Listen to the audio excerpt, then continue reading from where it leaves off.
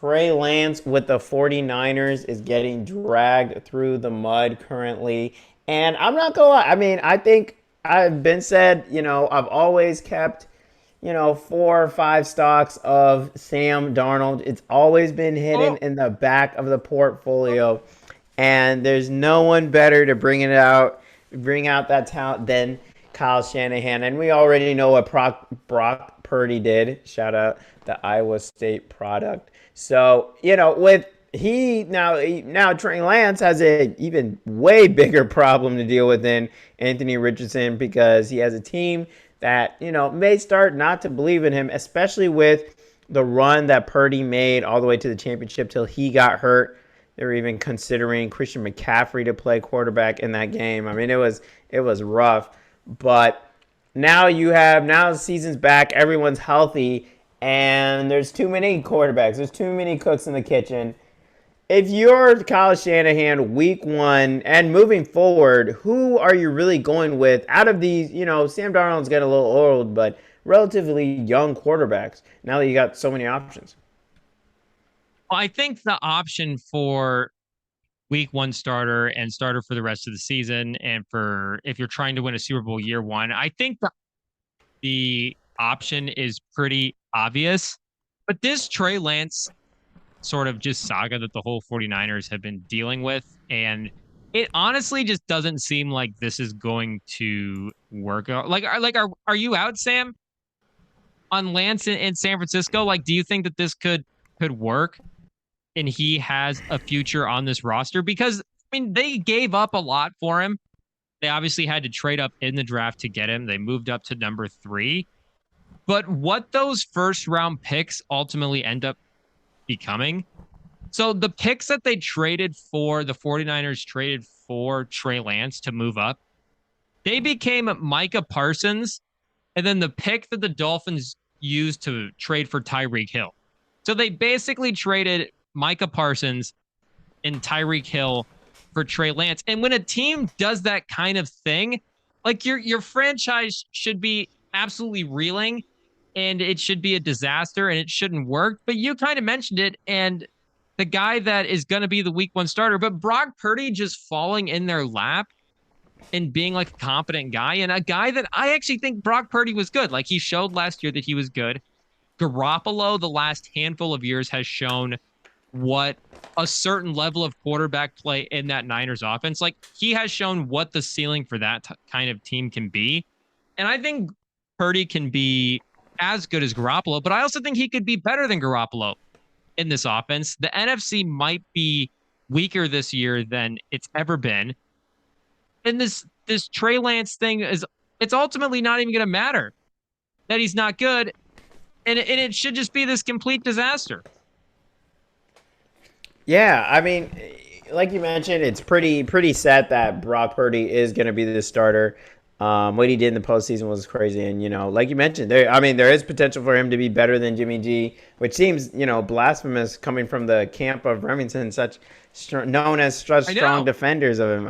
It's real high praise, but yeah, it looks like it does throw an interesting wrench into the conversation with this QB thing, because now that they have somewhat of a some hope, someone to have a QB1. When you're looking at QB2, you're not really looking for someone whose play has as high variance as Trey Lance. When you look at his last preseason game, he was 10 to 15, 112 yards and a touchdown, no interceptions. But he had 4 sacks, and he got sacked 4 times, and two of the passes probably should have been intercepted. So, when you're looking at that QB2, especially for an offense that has everything pretty much set up, you just don't mess up anything. You pretty much, I mean, Kyle Shanahan does almost all the, pretty much all the thinking for the quarterback. You just got to run through it. And you want someone who is a lot more stable, who doesn't really take as many chances because they already got their franchise guy. I mean, Brock Purdy seems to be their guy for now. And I think that is very interesting because that totally changes the conversation. When it's QB1, we could argue, oh, you want Trey Lance, you want to have that young guy. Maybe you have that higher potential. You can have an actual franchise guy. But now that they have Purdy in that spot, it changes their total outlook on Trey Lance. And Lance might have to leave this team to look somewhere else to really continue to grow, because if Darnold continues to, play it safe, which is, usually the opposite of what you want to do, but in this situation is perfect. And if he continues to play it safe, there's a high likelihood he'll lock down this QB2 spot, especially with the injury history of Trey Lance. If Sam Darnold is your backup quarterback, I mean, is that the worst thing in the world? You obviously don't want him as your starter, but if he's your backup in a Kyle Shanahan offense, I'm not necessarily out on that idea. And Brock Purdy, again, like, I think that Tampa Bay game in the regular season, in that first half specifically, because in the second half they were really, they were blowing them out in the first half. So the second half they didn't really do much, but it's probably the best a quarterback has just looked under Kyle Shanahan. You could argue Garoppolo in that Saints game, 2019, I believe. Kittle has the massive run at the end. I don't remember exactly if that game goes into overtime or not, but Garoppolo was really good. But he had a face mask, and then they were able to get a field goal because they were like dragging on. Kittle's that was at the end of regulation. Yeah. I remember the Kittle run. Yeah, I forgot about the face mask part of it. And I think Purdy is like, the offense is about timing and efficiency and not turning the ball over, and he's gonna do all of the timing stuff that Garoppolo can do. And he does seem like he doesn't have the bad passes that Garoppolo had. And the thing about Garoppolo that was so great, and the thing about this 49ers team was so great, that the defense was good enough to keep this team in the game. And Garoppolo would just time and time again have these drives at the end of games to put his team in field goal position, drive his team down, game-winning touchdown. Brock Purdy has all the same kind of cool, under pressure, take his team down, game-winning drive kind of command to this offense. And he might not have those turnovers at the beginning of the game that Garoppolo necessarily had. Again, I love Garoppolo. I'll defend Garoppolo. Yeah. Him in Las Vegas, put him on that team. It's a feisty team, but I think Brock Purdy could be an upgrade. And Darnold as your backup might not be terrible. So, like, where is your value at for Trey Lance right now? If you're another team, would you be looking at him as like an interesting low budget like type option you could trade for? I don't even know. Like, is it a 4th or 5th round pick at this point?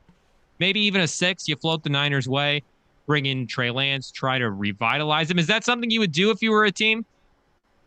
Oh, for sure. I mean, I think it's one of those things where you're like, what am I really getting in the 6th round? And I know some people get lucky and strike out, but, you're getting someone as talented as Trey Lance and a top, a lottery pick, a top, not a lottery for NBA, but what top, I think, where was he drafted? Yeah. I think it was single Number digits. 3?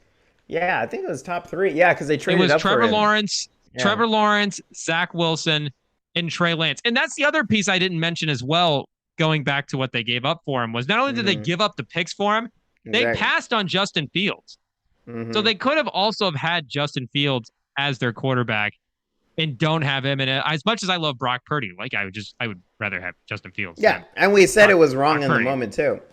We did. We called it. Yeah. Justin Fields is definitely, he's definitely put up higher. And but yeah, I think it's one of those things where it's like, why not? I think similar to the move the Patriots made, bringing in Ezekiel Elliott. Why not? Why not have a good player like him on the roster compared to, what you have? And so I think taking a chance on Trey Lance, a flyer, if you're a team, like the Panthers, you're a team that's kind of lost, aimless, doesn't really have anything at quarterback, and you just let him, put up, get those shots, get those reps.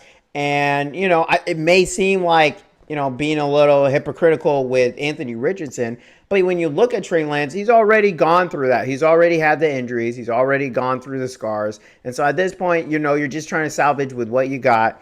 And someone who has shown that he has talent. He can make plays. You might get he might throw 2 picks, but he still is gonna get 2 touchdowns. So I think if you're even Tampa Bay, something like that, and you could still be tanking for Caleb Williams, but floating. That's one of the things with the NFL that's kind of weird in terms of their value for picks. How Yeah. valuable are certain players. So if you're able to bring the price down, and I'm pretty sure the 49ers wouldn't mind getting rid of Trey Lance.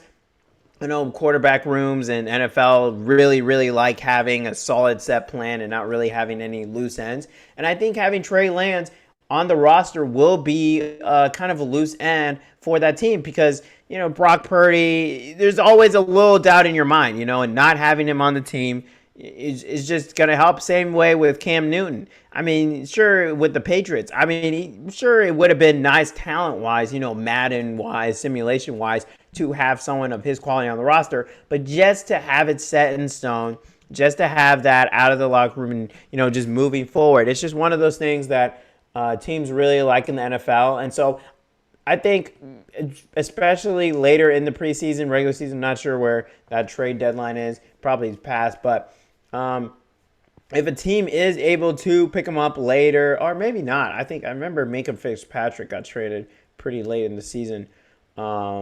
But somewhere, I know if a team is able to get Trey Lance, somewhere in the middle of the season, I would definitely take that because what are you going to lose? I mean, it's someone, you're a 6th, 7th round O lineman who may not make the roster. So I think it's definitely something that should be considered. And, I think it's something that the 49ers are definitely in on. And it's such a great value. I mean, even if it's a 5th, 4th round pick, that's a top 3 pick that you're getting for, compared to a lot lower pick than that. So I would definitely take that bet, and I think it's a smart move for any team to at least try out and try and go see what they can get for Trey Lance, or what And they can give for Trey Lance.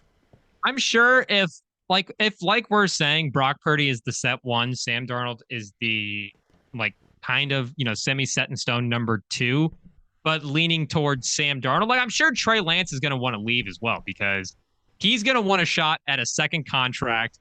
He is entering the 3rd year of his rookie deal. So he's going to want some sort of, big sort of initial NFL contract. He's going to want to have a chance to play and to try to earn that somewhere. So Tampa Bay is the obvious one, right?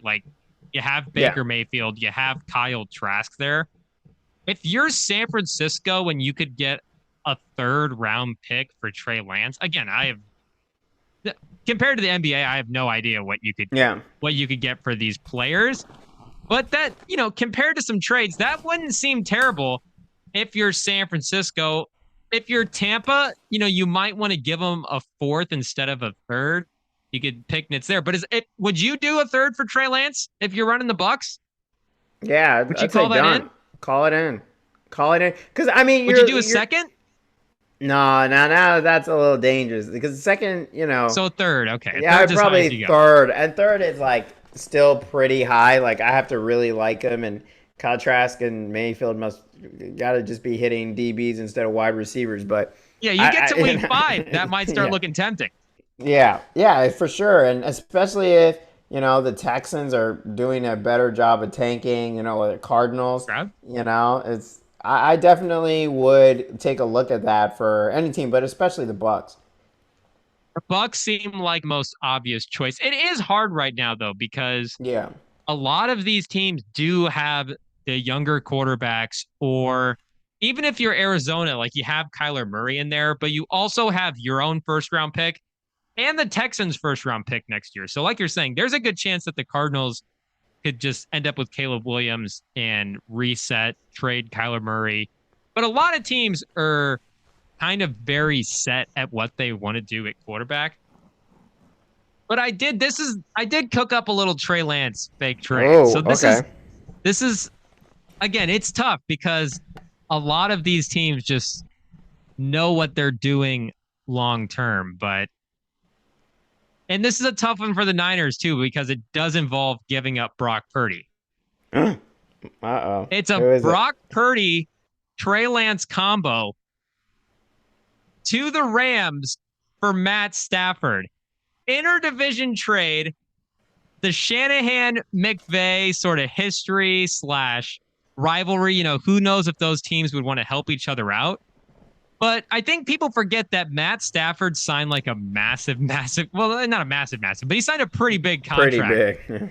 at the end of, to start last season.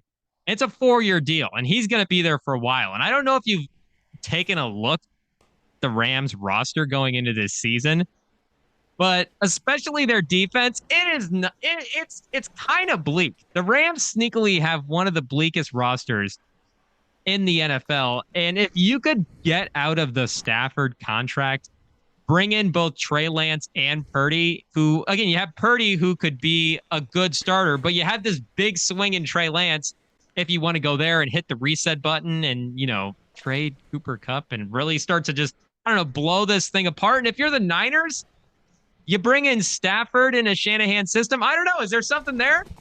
McVay and Shanahan hooking each other up? NFL fake trades are tough. They're tough. They're real They're tough. hard to do. And I think one of the reasons they're so tough is because the division rivalries are so strong.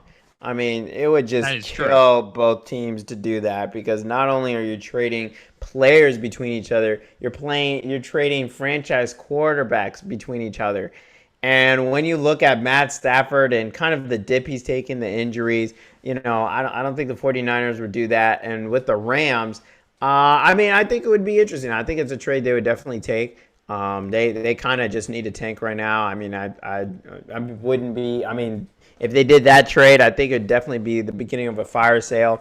Be interesting to see where someone like Darnold goes, Kupp. I mean, they could definitely get some interesting pieces for both. But yeah, like you mentioned, that roster is definitely not great right now. I mean, what's his name? Skuranek? Skoranek? No, Ben Skoranek. It's not Skoransky. If it's not Skoransky, then I have no idea. Skoransky. No, their third wide receiver is the Skoranek or whatever. Anyway, that's pretty much my point. I mean,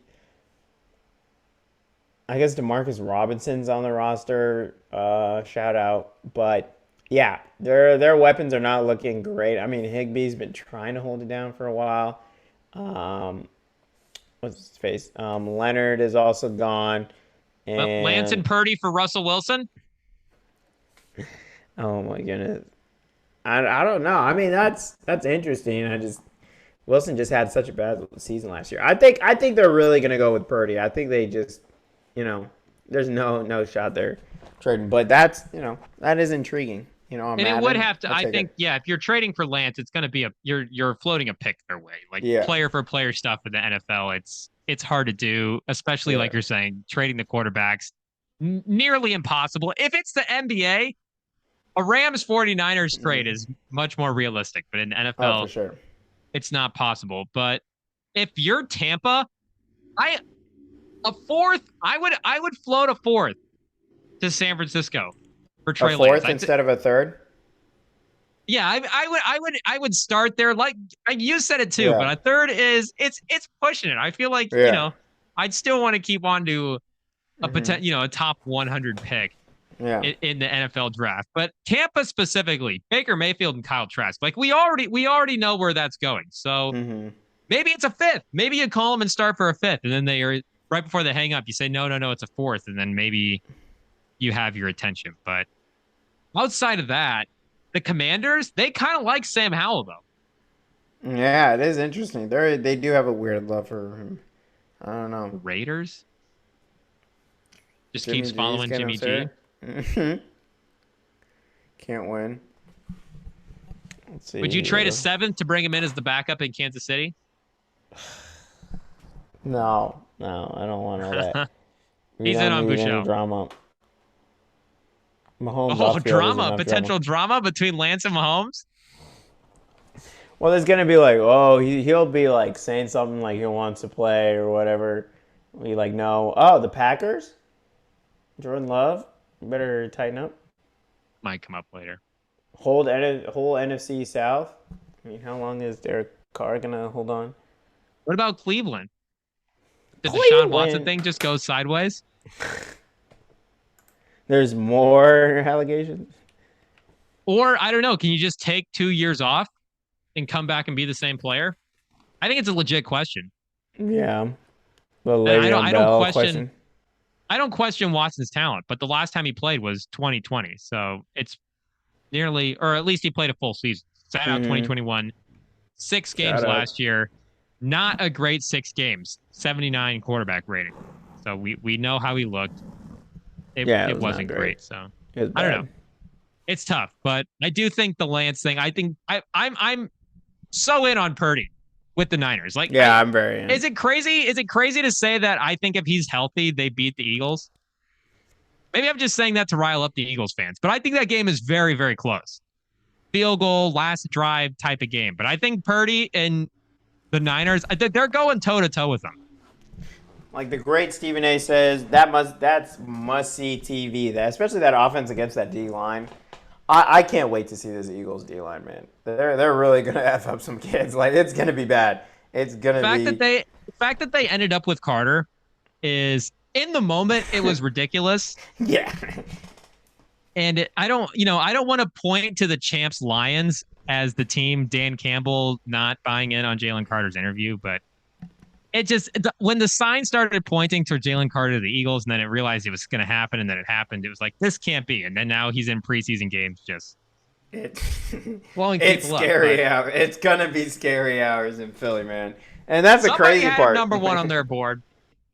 Someone did. And that's the crazy part is that like I don't that team.